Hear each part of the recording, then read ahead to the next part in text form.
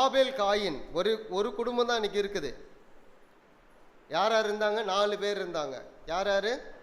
ஆதாம் ஏவாள், அவங்களுக்கு 2 பிள்ளைகள், காயின் ஆபேல். காயினுடைய தொழில் என்ன? வயல். ஆபேலுடைய தொழில் ஆட்டு மந்தை மேய்க்கிறது. ஓகே, 2 பேரும் காணிக்கை கண்டு வராங்க கர்த்தருக்கு. கடவுள் காணிக்கை கேட்டாரா? இல்லை. ஒருவேளை இவங்க சொல்லியிருக்கலாம், ஆதாம் ஏவாள் சொல்லியிருக்கலாம், கடவுளுக்கு இப்படி பண்ணியிருக்காரு, நம்மளை படைச்சிருக்காரு, அவருக்கு ஏதாவது செலுத்துங்க அப்படின்ட்டு.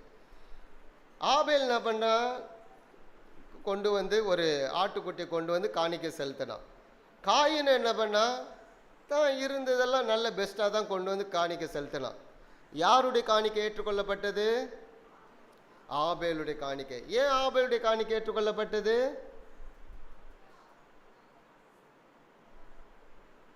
ஆபேலுடைய காணிக்கை ஏன் ஏற்றுக்கொள்ளப்பட்டது? ஆபேலுடைய காணிக்கை ஏற்றுக்கொள்ளப்பட்டது காரணம் என்னன்னா, ஆபேல் ஏற்றுக்கொள்ளப்பட்டார்.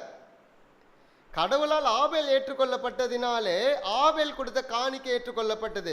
காணிக்கை அங்க முக்கியம் இல்லை, கடவுளால் மனிதன் ஏற்றுக்கொள்ளப்பட்டானான்றது முக்கியம்.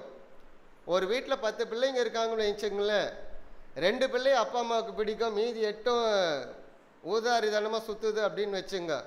அந்த 8 என்னதான் கொண்டு வந்து கொடுத்தாலும் அம்மாவுக்கு பிடிக்காது, அப்பா அம்மாவுக்கு பிடிக்காது. அந்த 2 கீழ்ப்படிடுது. அப்பா அம்மாவுக்கு பிடிக்காதே கொண்டு வந்து கொடுத்தாலும் என்ன பண்ணுவாங்க? சந்தோஷமாக வாங்கிக்குவாங்க. ஏன்? பிள்ளைகளை பிடிச்சிருக்கு.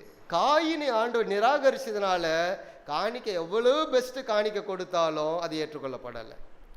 இப்போ என்ன ஆயிடுச்சு? காயின் ஆபேல் மேலே என்ன வந்துச்சு?